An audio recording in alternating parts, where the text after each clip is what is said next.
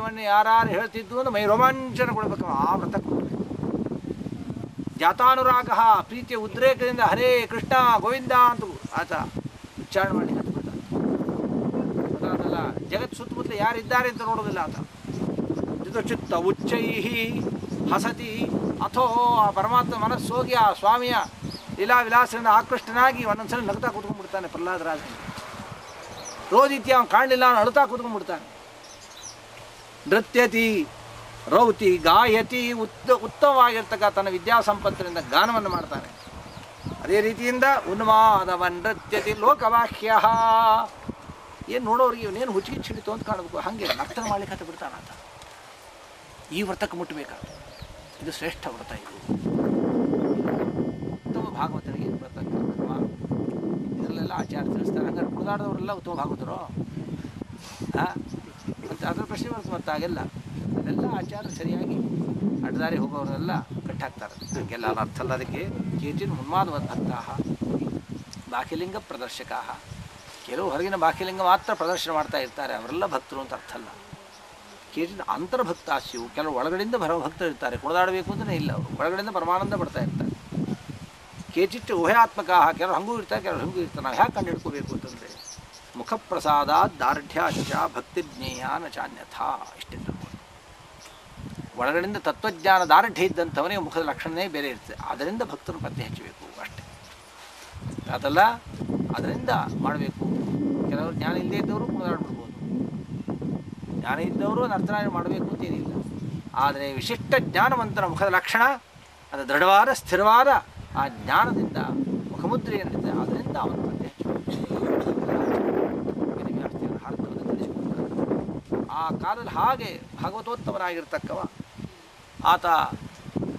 ಆತನ ಅನುಷ್ಠಾನ ಹೇಗಿರ್ತದೆ ತಂದಾಗ ಖಂ ವಾಯುಮಗ್ನಿಂ ಸಲಿಲಿಂ ಮಹಿಂಚ ಜ್ಯೋತಿಂಶ ಸತ್ವಾನಿ ದಿಶೋ ದ್ರುಮಾದೀನ್ ಸರಿತ್ ಸಮುದ್ರಾಂಶ್ಚ ಹರೇ ಶರೀರಂ ಯತ್ಕಿಂಚ ಭೂತಂ ಪ್ರಣಮೇದನನ್ಯ.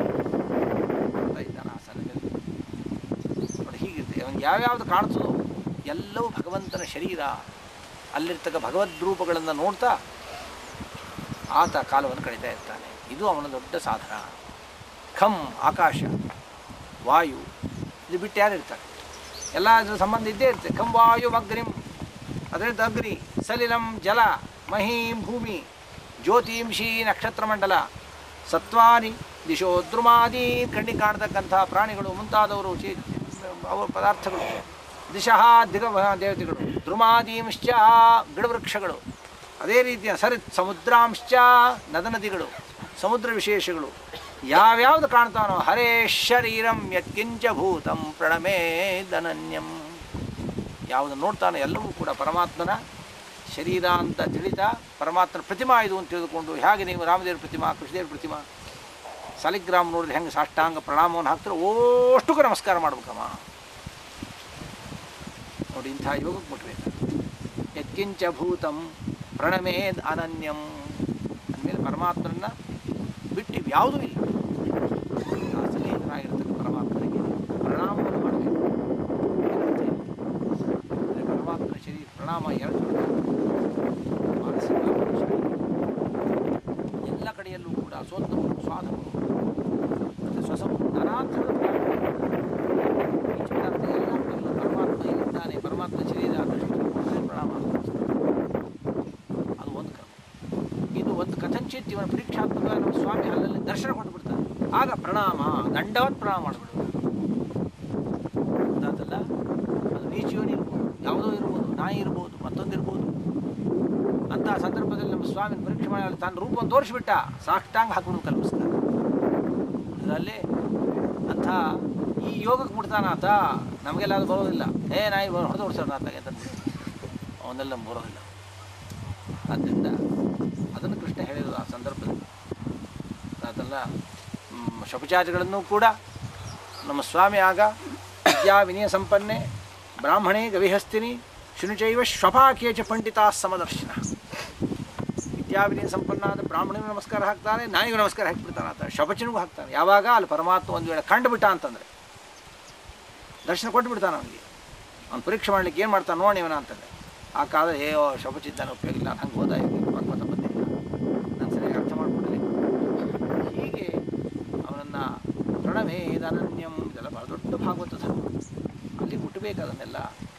ಅಷ್ಟು ಪರೀಕ್ಷೆಯನ್ನು ಮಾಡಿ ಭಕ್ತಿ ಪರೇ ಸ್ವೇ ಅನುಭವೋ ವಿರಕ್ತಿ ಅನ್ಯತ್ರ ಚೈತ್ಯಕ ಏಕಕಾಲ. ನಮಗೆ ಈ ಸ್ಥಿತಿ ಏನಾಗಿದೆ? ಭಕ್ತಿ ಇದ್ದಾಗ ಜ್ಞಾನ ಇಲ್ಲ, ಜ್ಞಾನ ಇದ್ದಾಗ ಭಕ್ತಿ ಇಲ್ಲ, ಇವೆರಡಿದ್ದಾಗ ವಿರಕ್ತಿ ಇಲ್ಲ, ವಿರಕ್ತಿ ಇದ್ದಾಗ ಇವೆರಡಿಲ್ಲ. ಹೀಗೆಲ್ಲ ಸೇರ್ಕೊಂಬ ಹಂಗೆ ಇಲ್ಲ, ಹಂಗಂಗೆ ಹೋಗಿದೆ. ಎಲ್ಲ ಸೇರಿದರೆ ತಾನೇ ಅಡುಗೆ ರುಚಿ. ಗೊತ್ತಾತಲ್ಲ, ಉದುರು ಅನ್ನ ಹೋಗ್ಬಿಟ್ಟಿದ್ರೆ ಹುಳಿ ಸಾರದ ಮತ್ತು ಹೊಟ್ಟೆೊಳಗೆ ಹೋಗ್ಬಿಡ್ತೇವೆ, ಅನ್ನ ಬಾಯಲ್ಲಿ ಹೊಡ್ಕೊಂಡು ರುಚಿನೇ ಹತ್ತೋದಿಲ್ಲ, ಕಲಿಯೋದೇ ಇಲ್ಲ ಒಂದಕ್ಕೊಂದು. ಹಂಗಾದ ಹಾಗೆ ನಮಗೆ ಇವೆಲ್ಲ ಏನಾಗಿ ಹೋಗ್ಬಿಟ್ಟಿದೆ, ವಿರಕ್ತ ಒಂದಕ್ಕೊಂದು ಸೇರ್ಕೊತಾನೆ ಇಲ್ಲ. ಏನು ಹರ್ಕಾಮುರ್ಕ ಚೂರು ಭಕ್ತಿ ಇದ್ದಲ್ಲಿ ಜ್ಞಾನ ಇಲ್ಲ, ಚೂರು ಜ್ಞಾನ ಇಟ್ಕೊಂಡವ್ರೆ ಭಕ್ತಿ ಇಲ್ಲ, ಇವೆರಡು ಇಟ್ಕೊಂಡ್ರೆ ವಿರಕ್ತಿ ಇಲ್ಲ. ಹೀಗೆಲ್ಲ ಅವು ಮೂರು ಒಟ್ಟಿಗೆ ಏಕತ್ರಿಕ ಏಕಕಾಲ, ಒಂದೇ ಕಾಲದಲ್ಲಿ ಅಷ್ಟು ಸೇರಬೇಕು. ಯಾವ್ಯಾವುದು? ಭಕ್ತಿ ಪರೇ ಸ್ವೇ, ಸ್ವತಂತ್ರನಾಗಿರ್ತಕ್ಕ ಶ್ರೀಹರಿಯಲ್ಲಿ ಪರಮಭಕ್ತರು. ಅದರಂತೆಯೇ ಅನುಭವ, ತತ್ವಜ್ಞಾನ ಸರಿಯಾಗಿ ಸೇರ್ತದೆ. ಅನ್ಯತ್ರ ವಿರಕ್ತಿ. ಈ ಮೂರು ಕೂಡ ತ್ರಿಕ ಏಕಕಾಲ. ಮಧ್ಯಮಾನಸ್ಯ ಯಥಾ ಅಷ್ಟತ ಸ್ಯಾತ್ ತುಷ್ಟಿ ಪುಷ್ಟಿ ಕ್ಷುದಪಾಯೋನುಘಾಸಂ. ಹಾಗೆ ಹಸಿವಿಗೊಂಡಂಥವನಿಗೆ ಅನ್ನವನ್ನು ಬಡಿಸಿದಾಗ ಅವನಿಗೆ ಒಂದೊಂದು ತುತ್ತನ್ನು ಸ್ವೀಕಾರ, ಅನುಘಾಸಂ, ಘಾಸ ಅಂದರೆ ಕವಳ, ಒಂದೊಂದು ತುತ್ತನ್ನು ಸ್ವೀಕಾರ ಮಾಡಬೇಕಾದ್ರೂ ಇವು ಮೂರು ಏಕಕಾಲಕ್ಕೆ ಬರ್ತಿರ್ತಾರೆ. ಅದಾತಲ್ಲ, ಯಾವ ಮೂರು ಏಕಕಾಲಕ್ಕೆ ಅಂತಂದರೆ ತುಷ್ಟಿ ಪುಷ್ಟಿ ಕ್ಷುದಪಾಯ. ತುಷ್ಟಿಯಿಂದ ಅಲಂಬುದ್ಧಿ. ಮೊದಲು ಏನು ಕೂತಾಗ ಇನ್ನೂ ಅಷ್ಟೊತ್ತಾಗ ಹೋಗಿದೆ, ಇನ್ನು ಎಲೆ ಹಾಕಿಲ್ಲ, ಅಷ್ಟು ತಿಂದು ಬಿಡ್ಬೇಕು ಅಂತ ಅಷ್ಟಿರ್ತದೆ ಆಶಾ. ಆದರೆ ಆಮೇಲೆ ಒಂದೊಂದು ತುತ್ತು 4-5 ತುತ್ತು 8-10 ತುತ್ತು ಹೋಗ್ಬಿಡ, ಸಾಕು ಬೆಳಿಗ್ಗೆ ಅಡ್ಡ ಬಿಡ್ಬಿಡ್ತಾನೆ. ಇದೇನು ಹಾಕ್ಬೇಡ, ಒಂದು ಹೋಳಿಗೆ ಹಾಕ್ಬೇಡ, ಇನ್ನೊಂದು ಹಾಕ್ತೀನೋ, ಇನ್ನೊಂದು ತಿನ್ನೋ, ಬೇಡ ರೊಕ್ಕಕ್ಕೆ ಯಾರು ಬೇಡ ಅನ್ನೋದು, ಐಶ್ವರ್ಯ ಯಾವುದಕ್ಕೂ ಬೇಡ ಅನ್ನೋದಿಲ್ಲ. ಯಾವುದನ್ನು ಬೇಡ ಅಂತಾನೆ? ಅದಕ್ಕೆ ಅನ್ನದಾನ ಬೇಡ, ಸಾಕು ಅಂದ್ಬಿಡಿ, ಇನ್ನು ಹಾಕ್ಬೇಡಪ್ಪ, ಹಾಕ್ಬೇಡ. ತುಷ್ಟಿ ಬಂದು ಅಂದರೆ ಒಂದೊಂದು ತುತ್ತಿನಲ್ಲೂ ಸಾಕು ಅನ್ನಿಸ್ತಾ ಬರ್ತಿರುತ್ತೆ, ಕೊನೆಗೆ ಗೊತ್ತಾಗೋದು. ಆಮೇಲೆ ಪುಷ್ಟಿ, ಒಂದೊಂದು ತುತ್ತಿನಲ್ಲೂ ಕೂಡ ಊಟ ಕೊಡೋ ತನಕ ಎಲ್ಲ ಸಪ್ಪೆಯಾಗಿ ಮಾರಿ ಎಲ್ಲ ಮಾಡ್ಕೊಂಡು ಹೋಗಿರ್ತಾರೆ, ಕಣ್ಣು ಗಿಣ್ಣು ಎಲ್ಲ ಜೋತ್ ಬಿದ್ದಿರ್ತಾರೆ. ಹಾಗೆ ಒಂದೊಂದು ತುತ್ತು ಒಂದೊಂದು ನೀರು ಇದು ಹೋತು ಎಲ್ಲ ಅರಳುತ್ತದೆ, ಅವಕ್ಕೆಲ್ಲ ಚೈತನ್ಯ ಬರ್ತದೆ, ತುಷ್ಟಿ ಪುಷ್ಟಿ ಬರ್ತದೆ, ಸಮರ್ಥ ಆಗ್ತದೆ ಎಲ್ಲದಕ್ಕೂ. ಆಮೇಲೆ ಕ್ಷುದಪಾಯ, ದುಃಖ ಹೋಗ್ತದೆ. ಯಾವುದೋ ಹಸಿವಿಂದ ಏನೋ ದುಃಖ ಆಗ್ತಿತ್ತು ಅದು ಪರಿಹಾರ ಆಗ್ತದೆ. ಇವು ಮೂರು ಒಂದೊಂದು ಕವಳದಲ್ಲೂ ಹೇಗೆ ನಿಮಗೆ ಸೇರ್ತಾ ಬರ್ತದೋ, ಒಂದೊಂದು ತುತ್ತಿನಲ್ಲೂ ಹೇಗೆ ನಿಮಗೆ ಲಬ್ಧ ಆಗ್ತದೋ, ಹಾಗೆ ಪರಮಾತ್ಮನಲ್ಲಿ ಮನಸ್ಸನ್ನಿಟ್ಟಂಥವನಿಗೆ ಇವು ಮೂರು ಏಕಕಾಲಕ್ಕೆ ಸಿಗ್ತಿರ್ಬೇಕು. ಯಾವುದೋ ಭಕ್ತಿ ಪರಸ್ವೇ ಅನುಭವೋ ವಿರಕ್ತಿ ಅನ್ಯತ್ರ. ಇವು ಮೂರು ಏಕಕಾಲಕ್ಕೆ ಅವು ಸೇರ್ಕೊಳ್ತಾ ಬರ್ತಿತ್ತು ಅಂತಂದರೆ ಅದು ಪರಮ ಸಾಧನ. ಅದು ಅಲ್ಲಿ ಮುಟ್ಟಬೇಕಾತ. ಇತ್ಯಚ್ಯುತಾಂಗ್ರಿಂ ಭಜತೋ ಅನುವೃತ್ಯ ಭಕ್ತಿರ್ವಿರಕ್ತಿ ಭಗವತ್ ಪ್ರಬೋಧ. ಹೀಗೆ ಭಗವಂತನ ದಿವ್ಯಜ್ಞಾನ, ಅನ್ಯತ್ರ ಪದಾರ್ಥಗಳಲ್ಲಿ ವಿಷಯಗಳಲ್ಲಿ ವಿರಕ್ತಿ, ಹರಿಭಕ್ತಿ, ಯೋ ಭಾಗವತಸ್ಯ ರಾಜನ್ ತದಪರಾಂ ಶಾಂತಿಮುಪೈತಿ ಸಾಕ್ಷಾತ್. ಇದು ಪರಮಟ್ಟಕ್ಕೆ ಯಾರು ಮುಟ್ತಾನೋ ಅವನು ಪರಾಂ ಶಾಂತಿಮುಪೈತಿ, ಮೋಕ್ಷವನ್ನು ಆತ ಹೊಂತಕ್ಕೆ ಅಧಿಕಾರಿ ಅಂತ ಆಗ್ತಾನೆ. ಆ ಭಾಗವತ ಧರ್ಮಗಳು ಶ್ರೇಷ್ಠ ಭಾಗವತ ಧರ್ಮ ಅಂಥೇಳಿ ಕವಿ ಎಂಬತಕ್ಕಂಥವ್ರು ಹೇಳಿದಾಗ ರಾಜ ಹೇಳ್ತಾನಾಗ, ಅಥ ಭಾಗವತಂ ಭ್ರೂತ ಯದ್ಧರ್ಮೋ ಯಾದೃಶೋ ನೃಣಾಂ ಯಥಾಚರತಿ ಯದ್ವೃತ್ತೈ ಲಿಂಗೈ.